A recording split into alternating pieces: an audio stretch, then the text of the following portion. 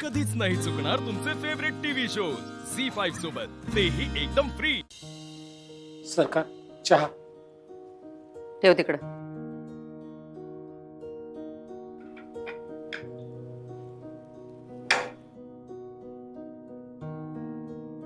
या अधिपती, चहा घ्या।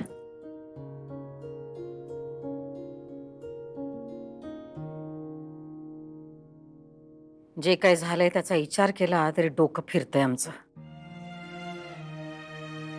आपण काहीतरी चांगलं करायला जावं आणि कोणीतरी बिब्बा घालावा असं झालंय। बघा ना, महिलांना रोजगार द्यायची कल्पना किती चांगली होती। एका माणसामुळे सगळ्यावर प्रश्नचिन्ह निर्माण झाले। खरं तर त्याला पोलिसांच्या ताब्यातच द्यायला पाहिजे होतं, पण त्या नीलमची तयारी नाही तर आपण तरी काय करणार। पण अधिपती, आम्ही तुम्हाला सांगून ठेवतोय, तो मोकाट सुटलाय।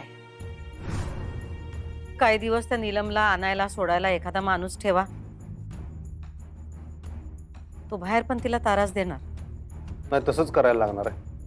फॅक्टरीच्या आसपास जरी फिरकताना दिसला तो, तर सरळ त्याला पोलिसांच्या ताब्यात द्या। अजिबात हाय गाय करू नका। तेच करतो, नाही म्हणलं तर आपलीच जबाबदारी आहे।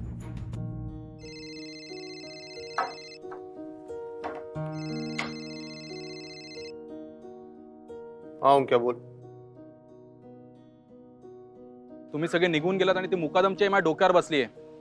ते सगळं सोड, मला सांग, तू त्या नीलमताईंना सुखरूप पोहोचवलंस ना घरी? हो हो, तिला मी सुखरूप घरी पोहोचवलंय, पण ही मुकादमची आई काय जायला तयार नाही रे भावा।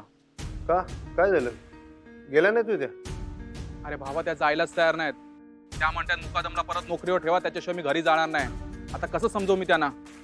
असं आडग्यावानी करतात, मला कळत नाही त्यासनी। एकदा सांगितलं तू जायला सांगतेस नाही। अरे भावा, ते ऐकतच नाहीत आमचं। तू फॅक्टरीमध्ये ये आणि तू समजव त्यांना। हे खूप डिफिकल्ट होतं रे, याला हँडल करणं। बरं मी आलो, थांब आलो। लवकर ये। गेल्या नाहीत होय अजून त्या? त्याला कामावर ठेवून घ्या म्हणतात, त्याशिवाय काही जात नाही। आडूनच बसलेत म्हणून। अजिबात ऐकायचं नाही त्याचं। अजिबात त्याला नोकरीवर ठेवायचं नाही।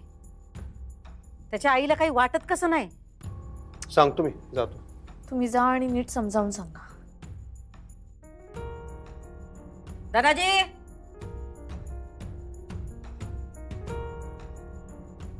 हे सगळं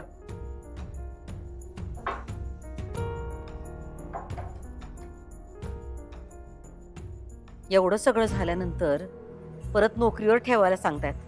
त्यासनी काहीच कसं वाटत नाही। बघा ना, आई असली म्हणून काय झालं? तिला कळलं पाहिजे आपल्या मुलानं केवढी मोठी चूक केली। बरोबरच आहे।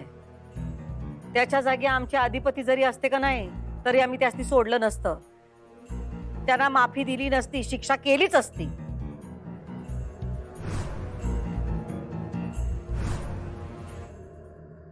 झी5 ॲप डाउनलोड करा आणि पहा सर्व एपिसोड्स एकदम फ्री।